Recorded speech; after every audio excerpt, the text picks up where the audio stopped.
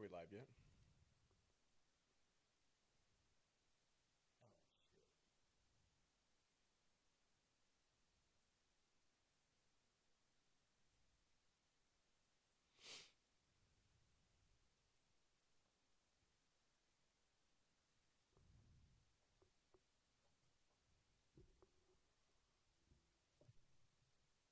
All right. Welcome to No Quarter with Mitch and Murray, brought to you by Vitality Research. Today we are going to discuss the great state Iowa-Nebraska rivalry. Well, Tito, what do you think? How's it going today? Going good. Going good. I hope all the Nebraska fans out there are, feeling better and looking back at the great year of basketball that Mr. Hoiberg and the boys had over there in Lincoln this year. So I think both fan bases enjoyed the season. Elite Eight, Final Four, not whatever. Like those are successful years for those two clubs. I think they were leading at halftime against Illinois, weren't they? Iowa, yeah. So you watched the second half of the Iowa-Nebraska game. I did not. What happened? I heard about the four players. Was that a coaching error, or was that more of a player error? Hold on a second. We gotta get to the bottom of you leaving at halftime for every game. I didn't watch a single game all year, and I haven't for about 2 or 3 years. Girls State basketball, Iowa, Nebraska. There was one other here recently too. The stress is too much. I want the game to be over, and I want to see it. I like to wait till the game's over. Then I just read the play-by-play on the little on the tracker. Yeah. And I get as much enjoyment out of that.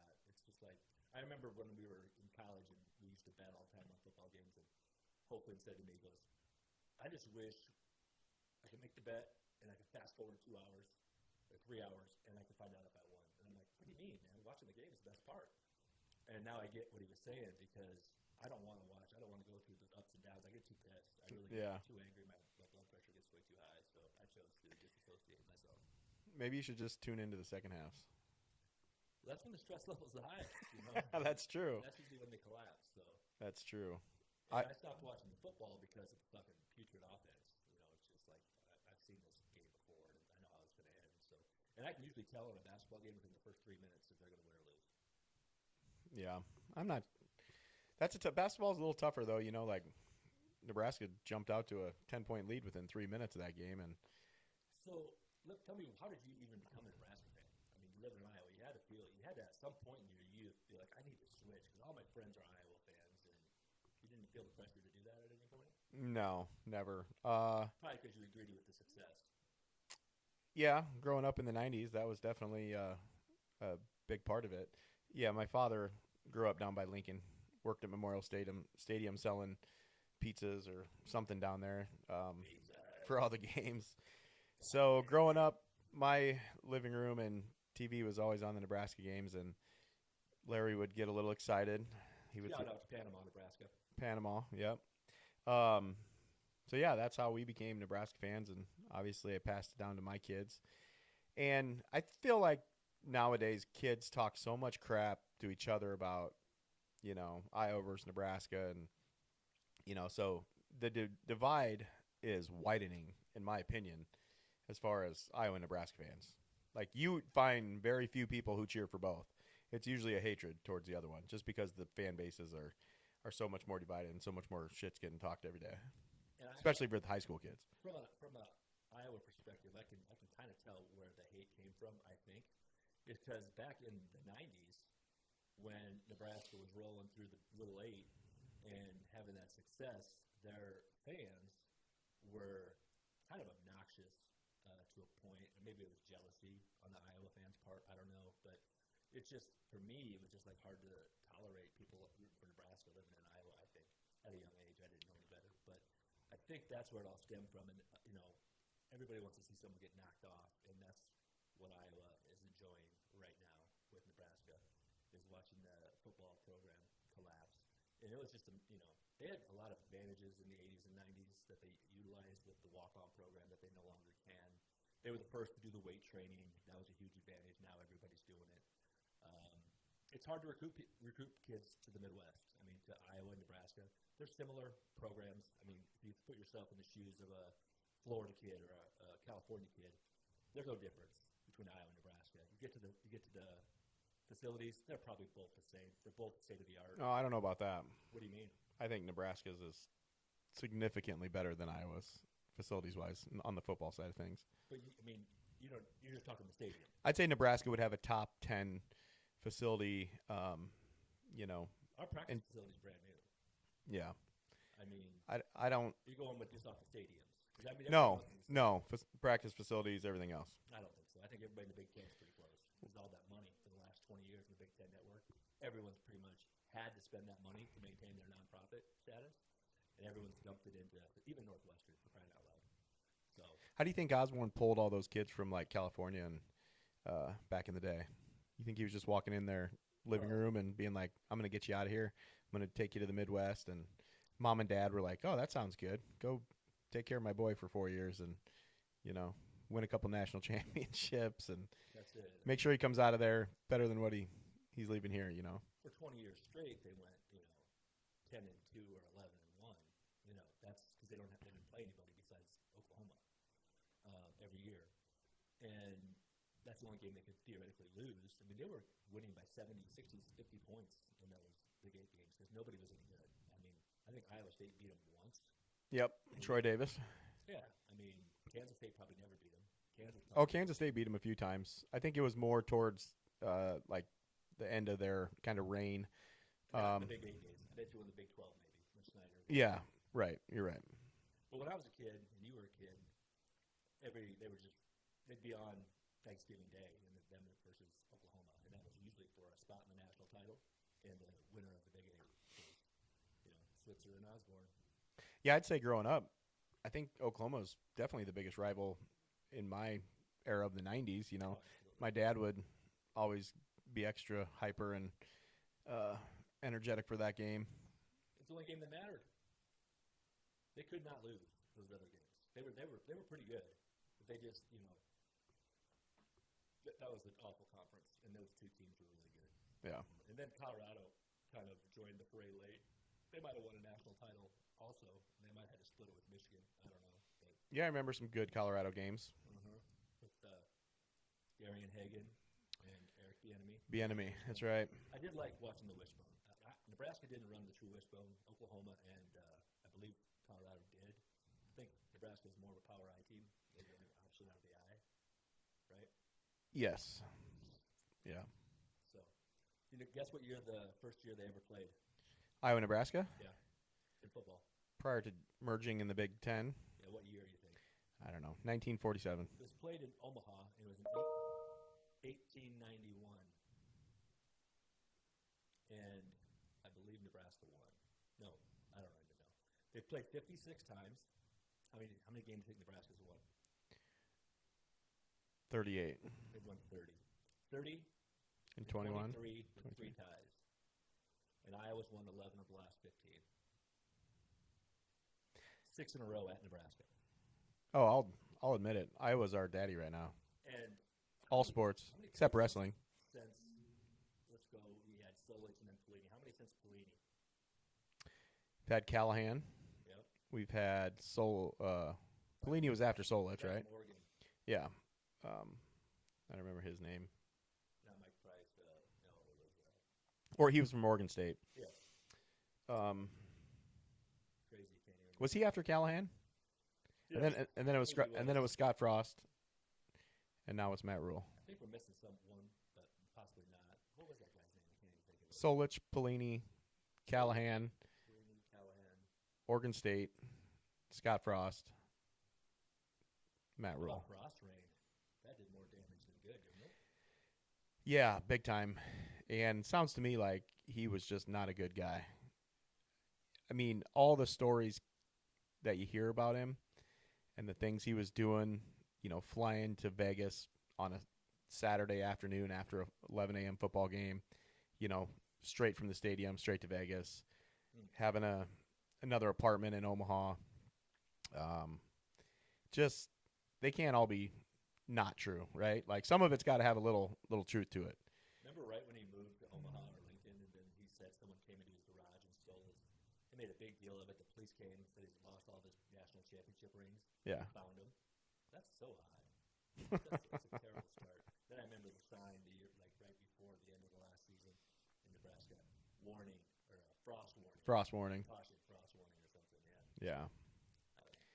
Didn't work out so well, and we were awfully excited to get him in Lincoln, back in Lincoln. Did some good things in Central Florida. Yeah. How's the Florida International baseball team? Not doing great right now. Florida International? FIU, yeah. Yeah, they're on the schneid, as I like to say it. Boston didn't know what a schneid was. I said, man, you guys are on the schneid. He's like, what the hell's that? That is generational, I guess. Yeah, I suppose. Peptide minute quick. I'm on the red of probably 3 weeks, down to, I believe, 215 even this morning. Haven't been that low since probably I was 19 or 20, so feeling pretty good. Yeah, looking good, buddy. Yeah, thanks, man. Hey, tell them about your dosage, things like that. Give them a little insider info. I'm not taking like as much as people even recommend. I'm taking 20 units, 15 to 20 units twice a week. I do Tuesday, which I have to do today, and Saturday. And I even started my daughter on it because I just did, and she's not having any side effects. She's lost about 10 pounds, and so it's I believe that strongly in it and its effects and its lack of. The only side effect that I've heard of so far is I get occasional minor heartburn. That like one Tums will usually satisfy. Yeah. And I think Don said he had the same thing. But all those other GLPs, people tell me they don't want to drink at all or they don't want to eat at all. I'm still hungry. I just don't eat as much.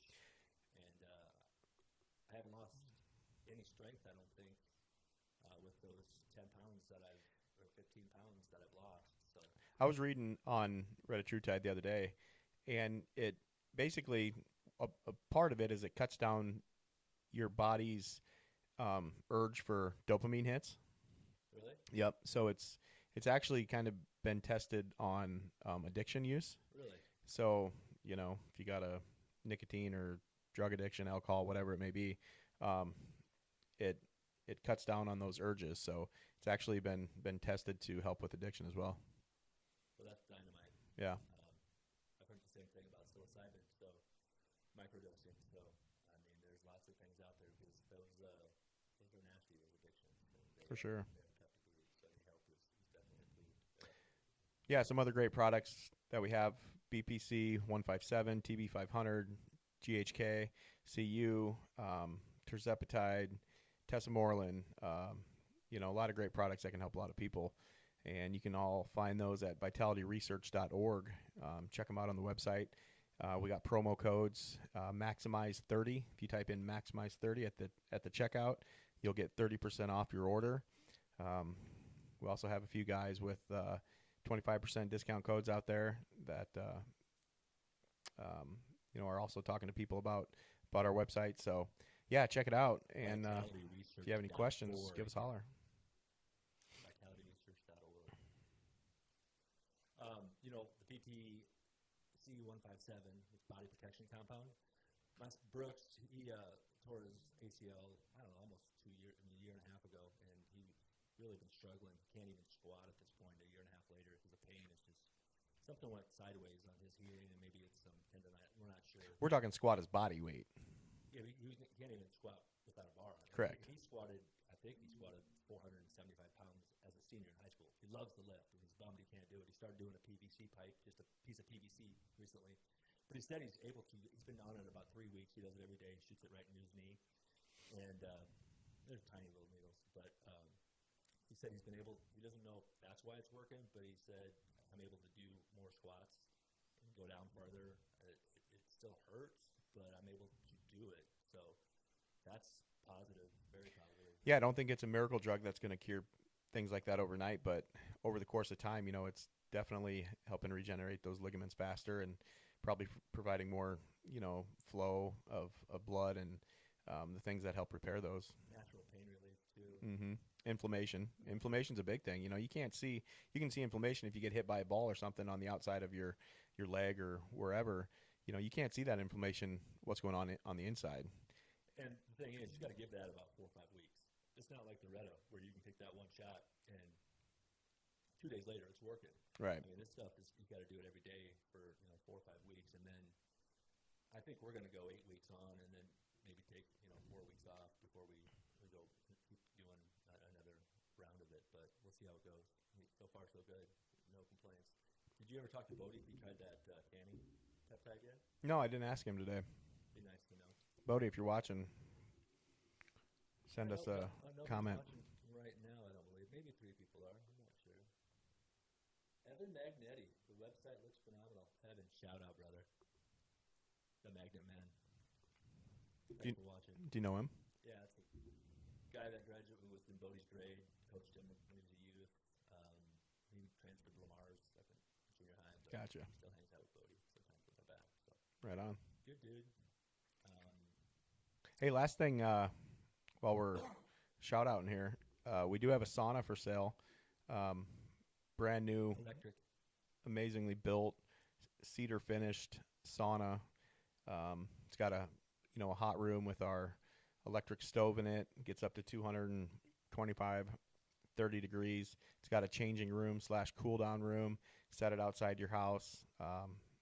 Get those amazing benefits that a sauna would give you. And this is a real sauna. This is not one of the showroom floor saunas that you can buy at Costco. Man, this thing's legit. So figured I'd throw that out there. No, I like that. To all our viewers. to Evan, so Evan. No. Evan, just in case you're in the sauna market, buddy. I do think that sauna was like the first step I had towards, I don't want to call it wellness, but a healthier life. I've said this story a lot, but You can call it wellness. It's definitely wellness. when I was in my 30s, I got my blood taken for the cholesterol and all that bullshit, and I also did it when I was like in my 40s after I started sauning for like only a year, and boom, I just perfect. All my cholesterol, and I have my 2 brothers and my dad. They're all on either cholesterol or blood pressure or some type of medicine, right? And I lived the least healthy lifestyle of all 4 of us, and I think because I sauna, 3 to 5 times a week, that definitely helps my cardiovascular. Factually, it lowers my chance of dying from a cardiac event by almost 90%. Now, I'm still going to die, most likely, but Most likely. probably going to be something else. But who knows? I'll double down on that statement, though. That was my first step in wellness and kind of bettering myself as well. When you came out and built that for me. So it kind of got me started, which, kept it going, too. Saw Schwartz this weekend. Yeah? How's he doing? Looking good. He's saunas. He's on. They're on some other type of GLP. He told me, and he came out. I was 52 degrees on Saturday morning in here, in my house. It's a little chilly. It's too cold. Too cold for sure. You would die at 52 degrees after extended. Well, I mean, period. I if you had clothes on and stuff. So yeah. I was tolerable. But it was a tough sleep. I'll tell you that. I mean, he had his on.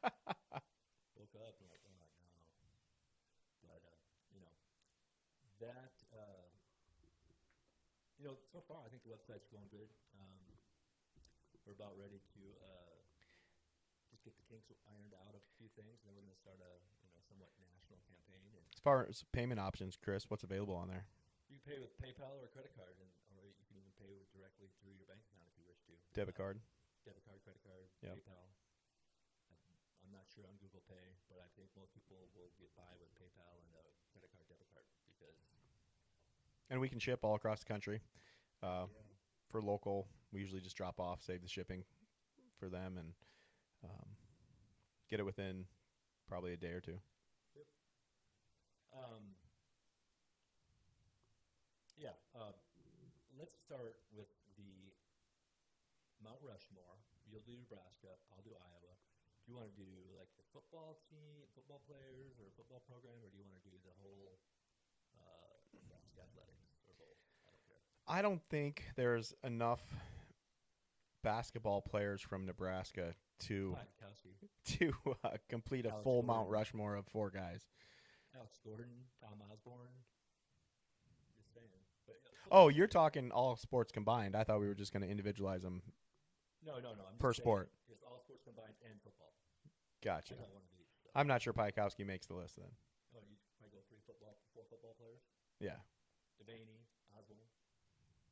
I'm going to go football first for Iowa, and it was hard.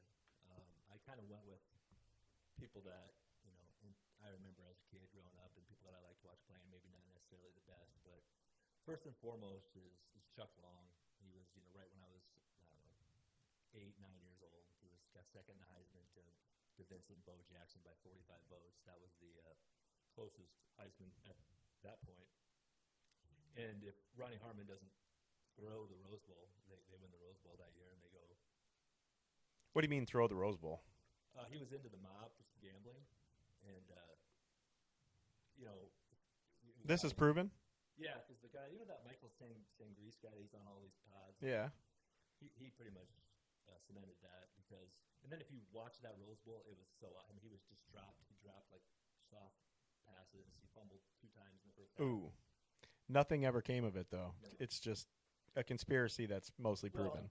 I knew, my grandpa knew or thought at the time that he threw it for sure because it was just that obvious. And then, 25 years later, when you hear this guy, he gets out of prison or whatever, and he starts talking about going on the Rome Show and then all these other shows. He's got his own podcast now. And I don't know his name for sure. I think it's like Michael Sangreese or something like that. But in one of them, I heard him say something that pretty much, he didn't say names, but he said a scenario that was Ronnie Harmon's. What year was this? 85. January 1st, 86 was the Rose Bowl. So I had not heard that story. And then I went, he got drafted by the Bills, Ronnie Harmon did too, and I think he might have threw a game in the NFL or two because he had some drops. But, that's allegedly. Has he ever commented on any of the speculation? I don't believe so. But imagine the hate mail that guy's getting. Probably continues through his whole life. I mean, it's the worst thing you can really do, I suppose. Absolutely. You know how many millions of people you're pissing off? Yeah, and I'm surprised it doesn't happen more often, really, with the proliferance of gambling now. I'm sure it does. They track like that baseball guy who throws a ball, like the first pitch of every game. Because you can bet on like the first pitch of the game is a ball or a strike. And this one guy's never thrown a strike, and sometimes he bounces it, sometimes he fucking airmails it over the pitcher's head. He's in on the fix? Yeah, he's not throwing a strike on the first pitch so that his buddies can win whatever. Oh, this is a major league guy. Yeah, you told me about this guy. Yeah. I mean, they know all this stuff, and they have analytics that track abnormal betting patterns, and it's pretty. And then the last gambling story I can tell you is that when I was a freshman in college, we bet quite a bit, and then a guy down the hall comes down and says, "I got word, guys, 100% fix is in Northwestern, Michigan, Northwestern. The fix is in. Northwestern's going to throw the game, make sure they don't cover." And the first game, I bet on it, and they covered. So then the next game was the next weekend. He's like, "Seriously, it was just a fluke. The fix is in. I just talked to my buddy. He talked to so-and-so. I didn't bet it." And they all pounded it, and of course they won. And then 20 years later, that is a fact. They were caught, and they were prosecuted or whatever, but that was on outside the lines or whatever. That was a fact. So that's pretty crazy that got to How many in South Dakota. How many levels of people did that have to go through to get to you at USD? Probably. I mean, Type P was pretty connected, but still. 5, 6 people? It had to be 5 or 6, yeah. It was a buddy down south somewhere, but that is a fact. So, anyways. Back to the Mount Rushmore. Chuck Long. I'm going to go with Nick Bell, number 43, my favorite player ever. I remember Nick Bell. Rose Bowl. Ran for like 250 yards, didn't he? Like I think they got beat that game, but. I was at that game. It was 91, I believe. Yeah. Me and Luke went with. What was his number? He had a weird 43. number. 43. And he was 6'3", 255, and he could run, and he was a bruiser. And until Sean Green came around, he was the best thing ever. But I went with Andre Tippett, linebacker, played for the Patriots, probably 10 or 15 years, just a machine. I debated between him and Larry Station, but Tippett had the better pro career. And then for the last one, I had to go with kind of like Tim Dwight, Cooper DeJean split. If I had to pick, I'm going to have to go with Dwight. So I'm going to go with Chuck Long, Nick Belton, Dwight, Andre Tippett. How do you not have any defensive guys on there? What? Andre Tippett is. Who was an edge rusher? Was it 10? Matt Roth. Matt Roth. Thought about him. Dude was an animal in college. Leroy Smith, same thing. Epinesa was good. How about no offensive lineman? Yeah, no offensive lineman. That's where it is. You got Yanda's probably. Tristan Wirfs is probably a Hall of Famer. So is probably Marshall Yanda, and so is maybe Brandon Sheriff.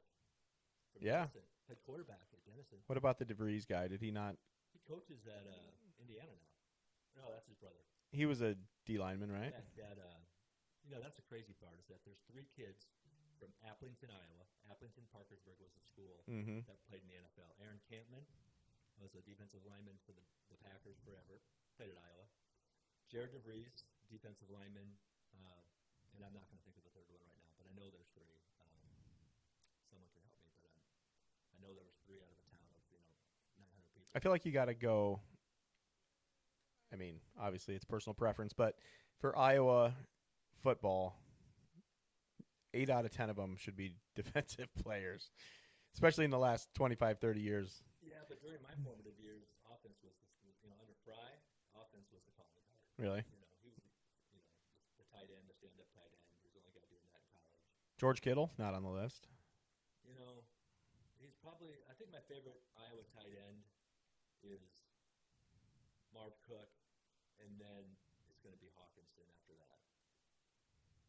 Marv Cook was like 85, 86, played for the Patriots. Hawkinson had the very best hands. He played at the same time Fant did. So they had 2 first-round tight ends drafted that next year. Hawkinson played receiver at Sheraton High in Iowa, and he set all kinds of receiving records. And you can tell why. I mean, the guy's just – I never saw him drop a pass at Iowa. Not one. What's the Sheridan's mascot?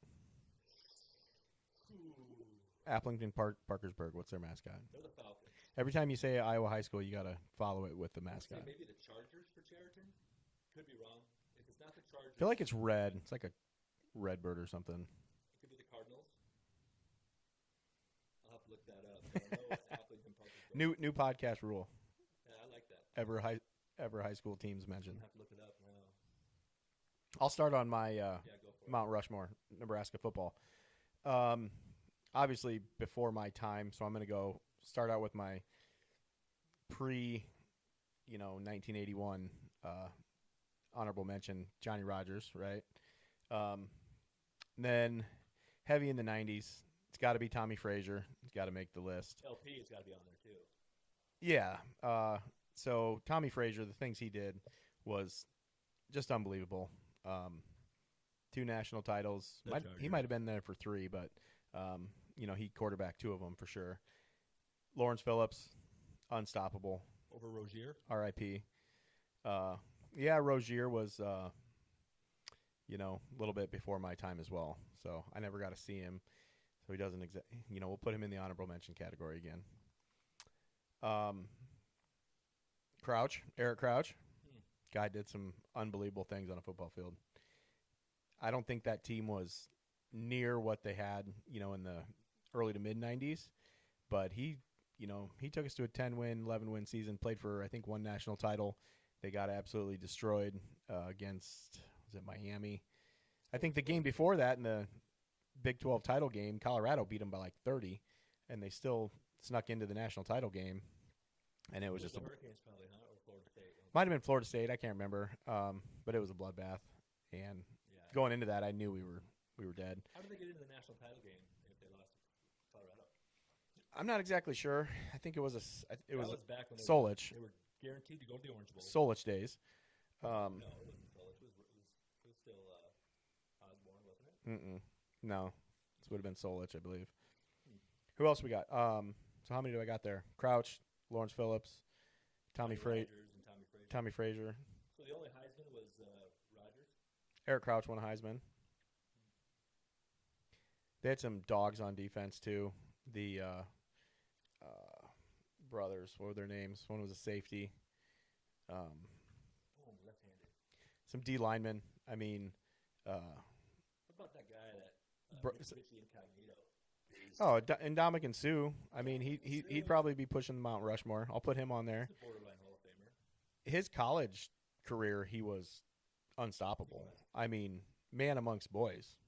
You know, before Clowney, he was the Clowney, Arrington, and Sue are the three that I can remember just being absolutely unstoppable, a step above everyone else on the field. Just Who was the set of brothers? D linemen. I don't remember. White or black? They're white guys. Sorry to tip my tongue. Oh, Peters? Peters brothers, Christian and don't remember the other one. Yeah, I read the one guy's book. He was addicted to painkillers. Christian Peter. Is it Peter? Peter, I think. Peter. I'm surprised you never mentioned the steroid use in the 90s, the alleged steroid use in the 90s. I'm sure it was rampant. But I think Osborne encouraged it. Well, like I say, their strength and conditioning program was steps and bounds ahead of everybody else's. So you're going to go with Rogers, Crouch, Frazier, and LP Lawrence Phillips. Yep. Okay. Outside looking in, you got to go. Well, just two players. If I don't remember, Irving Fryer. Yeah, I can't believe it. Rozier would probably didn't Rozier win a Heisman? I don't know. I'm not a big historical buff. Okay, I got one more. You don't have to do this if you don't want to, but I did all Iowa sports, Mount Rushmore, and I think it's pretty outstanding. I can even visualize it. It's Niall Kinnick, Dan Gable, Caitlin Clark, and Hayden Fry. Hayden Fry. Hayden Fry rescued the Iowa football program from the depths of absolute ass. Hold on though. Your first three are. I think if you put your first three against almost any other university in the country, it's tight. It's tight. I think Hayden Fry kicks you back. You got to come up with somebody else. I mean, Hayden Fry though, man, he an innovator. He invented the Tiger Hawk. I mean, Dan Gable. Yeah, I understand. The face of wrestling for he is the decades upon decades. Still considered the Godfather. Niles Kinnick, Caitlin Clark, who revolutionized women's basketball. Yeah, for sure. I don't know who the fourth could be that could be on that level because that's a pretty high level. You know? If you could find one more, I mean, I think it's competing with any university. What if you put like Cooper DeJean on there with those three? He is like the only white cornerback in the league, and well, no, Iowa has another one, Riley Moss. Moss now, yeah, but he kind of broke that barrier. If you want to talk about barriers and all the other guys, how they did it, why not? Just throw another wrestler on there. Throw the Tom Brands brothers on there. I thought about it.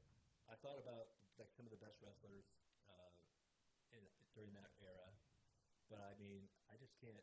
I liked Hayden. I think Hayden's Fry and his face would look great right where Teddy Roosevelt's face is. The glasses and the shades. I think I'd put him more like in the background, kind of peeking over, like, "Hey guys, mind if I join you here?" Hall of Famer, man. He went 3 Rose Bowls. I mean, technically, Kirk Ferenz has more accolades and wins and everything else than Hayden Fry. He coached longer. He's coached longer too. I know that, but Friends is not. Friends is a great coach and an even better human being. Too bad you don't have like a Kel Sanderson you can throw on that list, I mean, the best basketball player in my lifetime is Luka Garza. Maybe the Roy Marble second or B.J. Armstrong third. He can't put Luka Garza on there with those guys. That ain't gonna work. Yeah. Now, there's probably no baseball player, but there's probably like a track guy or a swimmer or something like that that's been great. Yeah. I don't know about him. If I don't know about him, nobody does. Well, your 3 out of 4 are pretty strong. Hey, what do you got? You got anything? Osborne for sure. Yeah, Osborne and Devaney. Heck, I don't know. That's a tough one. I mean, the face of college football in the 90s was probably Tommy Frazier. Those were Tommy Frazier still living off those iconic days. Those were iconic days that everybody under the age of, between the age of 60 and probably 30 are going to know. Your boy gave us a shout out. Who's that? Boston. Nice. He's probably How you doing, buddy? He's probably a freaking Nebraska fan too. Oh yeah. He's still buckling over the game. He would. He'd be all about this conversation. That's probably why he's watching. Hold on. Since Boston's listening, I got to ask my question. This is my favorite question of the day. All right. How many Alamo Bowls do Iowa fans trade in for one national championship? Well, obviously we trade all of them. You know what I mean? But I think we've been to more Outbacks. Are you trading in all 7 Alamo Bowl wins for one natty? I think we've probably got 4 or 5, but I bet you we've got 7 or 8 Outbacks, and this is all during Ferenzi's time. But yeah, Alamo Bowl is kind of a joke, right? All the bowls are kind of a joke. Now, do you think either Iowa or Nebraska will win a national title in our lifetime? The answer is probably no.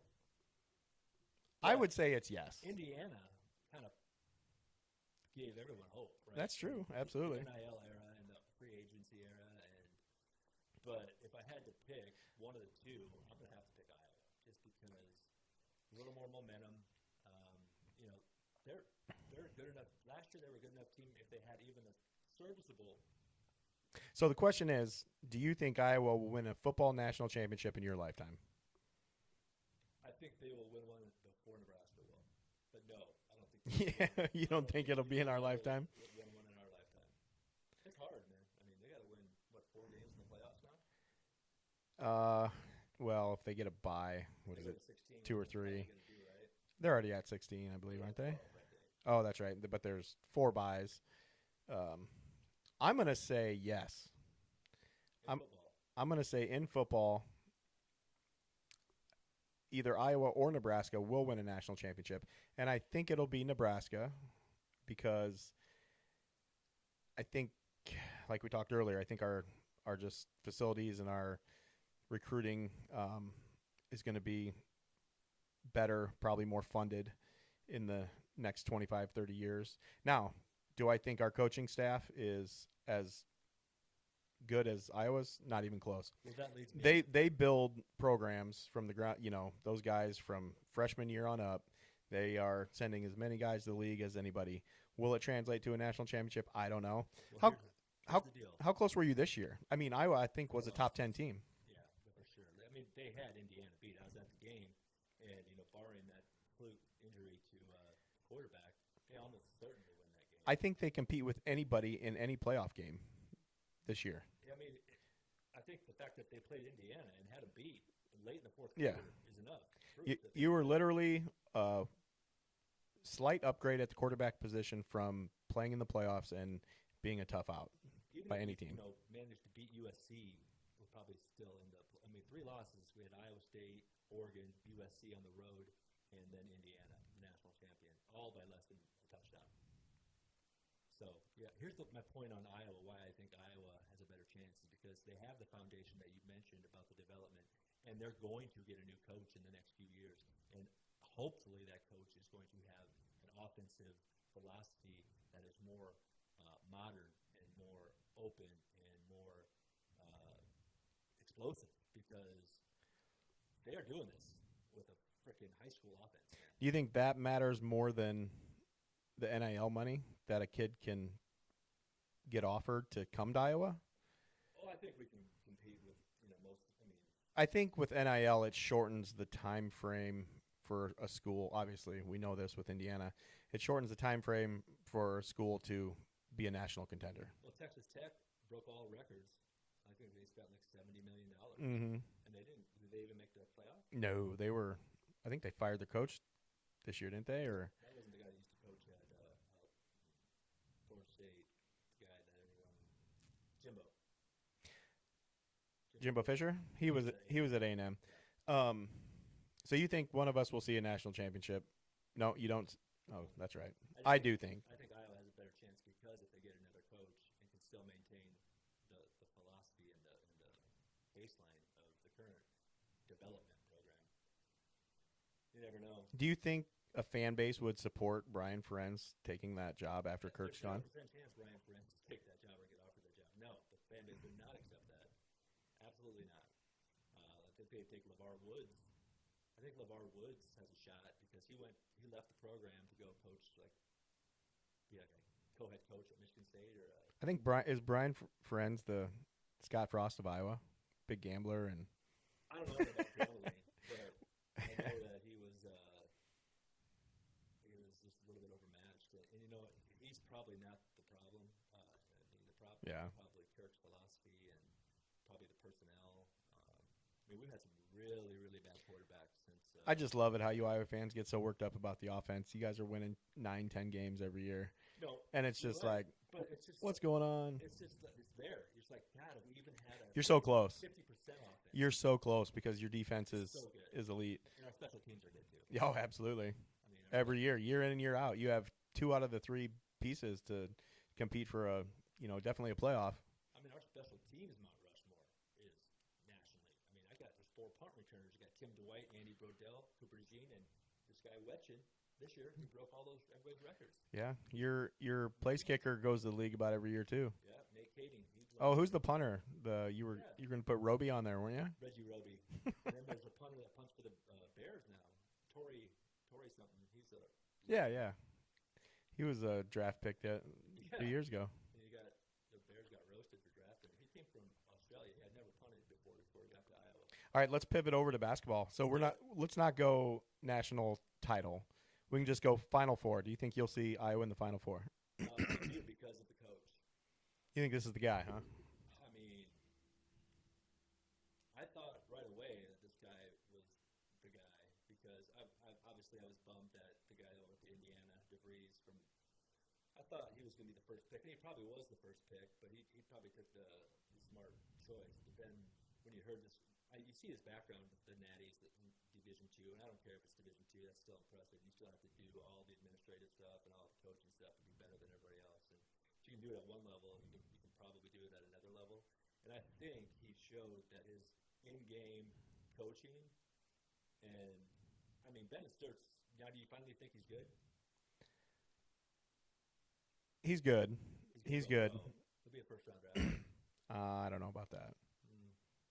That step back, those like Larry Bird type shots he was hitting the first half against Illinois, that was ridiculous. I mean, where's his legacy at Iowa? Well, he played 1 year at Iowa, and he'll probably go down in most fans as the top 10 player ever. Really? I think so. Huh. We've never seen. I mean, I have in 87, 88. Dr. Tom's first year when we went 30-5, and we lost in the Elite 8 to UNLV up 18 at half. How do you lose that game? Can't lose. So you're saying it's close. You're saying you're going to be in a Final Four 5 years? Dude, you better get it within 5 years because your boy's going to get scooped up by a blue blood, Kansas, he ain't going to go anywhere. North Carolina. The next point was he's from Storm Lake. He ain't going. This is his dream job. He grew up like me, watching loving. Speaking of that, they're going to get Mr. Basketball Player of the Year, Jaden Kuhn, who just decommitted from Creighton. When he took the job, it was in the off season. There was no roster, 0 players. They were all in the portal. Now Koch ended up coming back to Iowa. That's the only player from last year. He brought all those guys from Drake and a couple from the portal that went to Iowa with a new coach and a shitty roster, and he went to the fucking Elite 8 with great players. I mean, we were so talently outmatched against Florida and against Illinois. It's ridiculous. I mean, that's like he said. That's how we can lose to Penn State, and that's how we can lose to Maryland because we don't have the horses. And we gotta play real good. Yeah, I did love his comments after one of those games. I think it was right before the Nebraska game. Basically said, if you're selfless and you want to grow as a player, come to Iowa. Those are the kids I want. And you want to work hard. You're going to play hard, and you're not all about yourself. Those are the guys I recruit. When he gets some guys that can actually defend because they defend like in your face, like that's their game. Foul you, hand check you all game long, right? And when he gets some people that can actually move, I mean, those guys they work hard this year. They're good players, obviously they have to be. But when he gets Jaden Coons and he starts getting, he got a 4-star. Some 4 stars this year. This guy Forgone. He had foregone in his senior year of high school basketball just to come to Iowa early, and then he redshirted. Wow. I don't get that. I think Thompson is his last name, but he's a 4-star. He had offers from a lot of Kansas, some other powers too. So gotcha. But yeah, I think Iowa will go to a Final Four in the next 10 years, if McCullough sticks, which I think is 85% that he will. I mean, if you go to Kansas or if you go to North Carolina or if you go to Duke, those are probably the only 3 jobs that are. I mean, maybe Michigan State. I don't know, but who else is in that category? I mean, No, I don't know. You got some Big East schools, if they were to ever open up. I mean, Iowa's way down the list. Obviously, like there's a lot of upgrades from where he's at. If he is the Signetti of college basketball, Signetti's at Indiana, dude. yes, I understand that, but you don't think Signetti's going to be offered NFL jobs or I don't know. upgrade a better college, better university?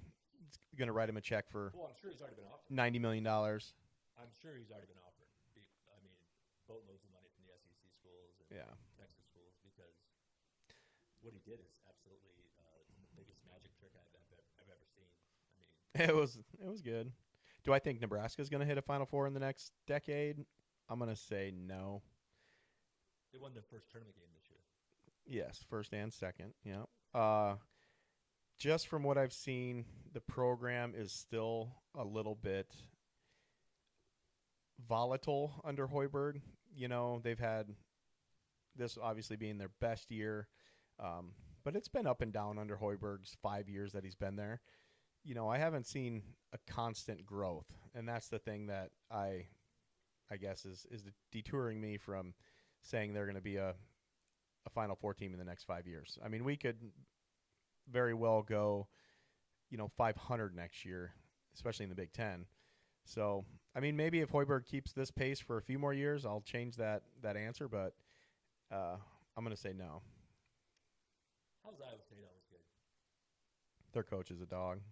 They've been good since Johnny Orr and Stacey. The transfer portal has been really good to them. They get a dude or two every year, man, like out of the portal. That Justin Jefferson, I mean, he's a draft or a lottery pick in the draft. I mean, they got one of the best players in the league right now in the NBA, right? That took some team to the finals a year or 2 ago. Yeah, Halliburton. Yeah. Indiana Pacers. Yeah. They always seem to get one though, man. Yeah, where do they get them from? I don't know. Somebody might write a check. I have no idea. This coach is good though, and what's his name? TJ Osterhausen or something like that. TJ or Hockenberg or something or Oskenberg. I don't know. But they pissed it away again, huh?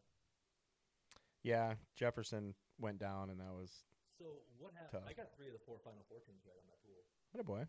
I missed. Who won? UConn or Duke? UConn. You didn't see it? No, tell me. I saw. Like, was there a big comeback? Duke had a 2-point. Well, Duke was up 17 or 19 in the second half. Second half. Up big, and UConn chips it down. Hurley. There's 3-point-some seconds left. Duke's best player gets the ball in the backcourt, and all he has to do is hold it and get fouled. Right, going to the line.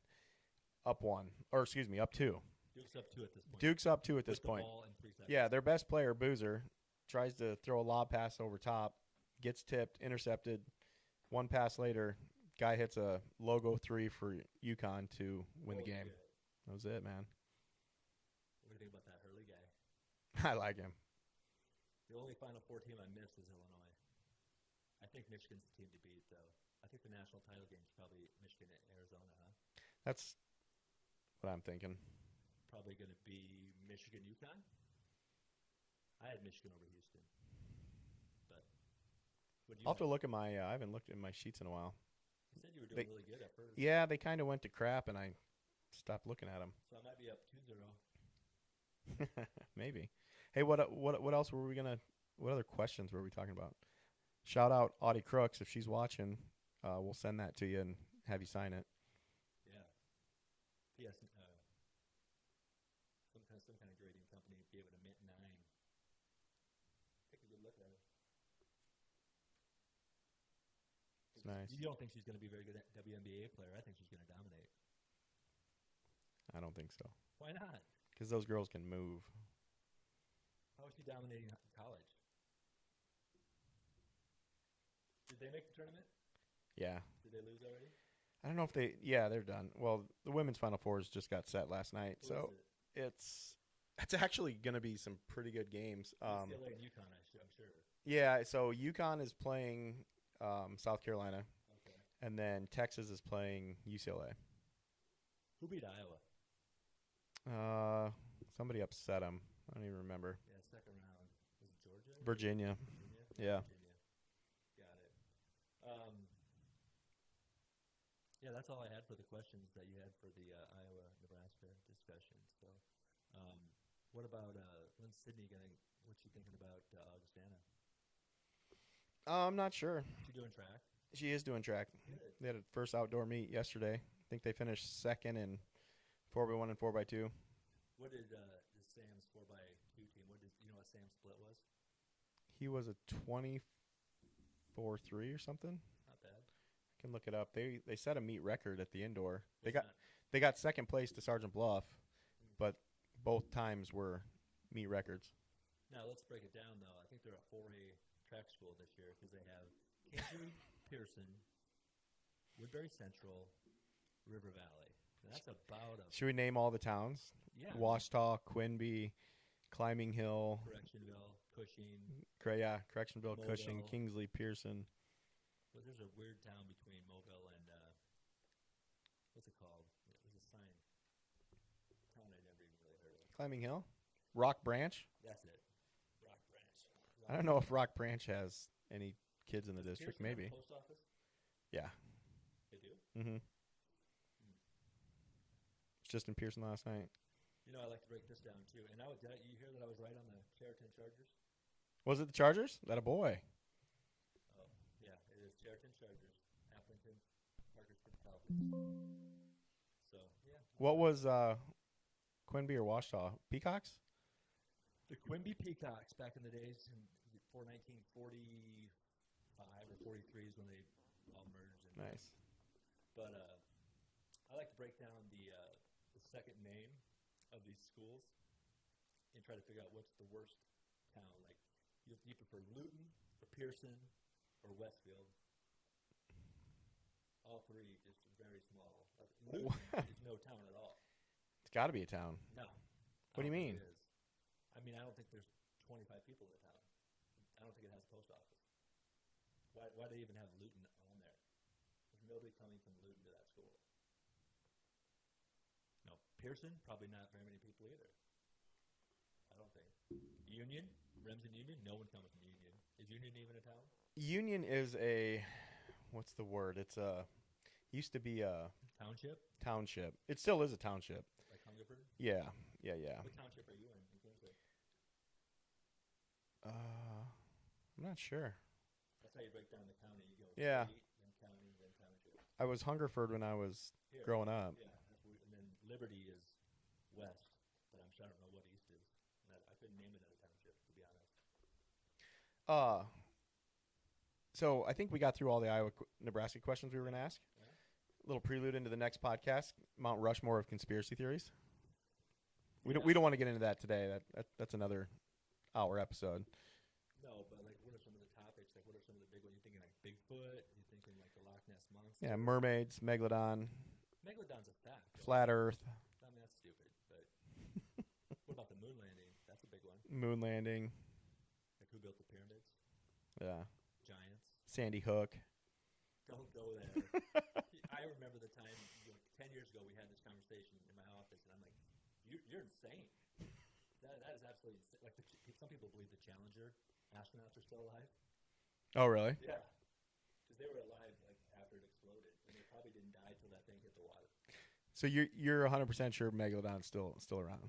Not still around, but I think it existed. Oh, well, that's proven. That's a fact. Yeah, I know. That's what I thought you were saying. No, there's no megalodons around. I think there is. What do you mean? Where? Well, obviously they're in the ocean, Where at though? way down there. They can't go too deep. Oh yeah, Like with the squid and shit. yeah, they're tens of thousands feet deep. We'll get into it next time, but anyway, Tens of thousands. I think the deepest part of the ocean is like 10,000. I've watched some documentaries on it. It's believable. So are mermaids. Mermaids are I 100% believe in mermaids. My goodness. And You believe in aliens and ghosts and everything. the fact you don't believe in aliens disturbs me. Like, the government has come out and said there's aliens, No, but they haven't. you don't believe it. No, they haven't. There's not been a single shred of proof. If there's any proof at all, I believe it. But there has been none. It's all conjecture. People that lie like that. Bizarre guy. People are crazy. All right, we'll get into it next time. Be aggressive. If you have any conspiracy theories you want us to discuss, throw up a comment. I mean, we can talk pyramids. I can talk pyramids all day. Pyramids, that's a good one. Absolutely. Now, 54 minutes, KB. We ready to send it to the internet? Let's send it to the internet in 1 second. Let me get All right. the out music here. Thanks for joining us. Check out vitalityresearch.org. Send it to the internet.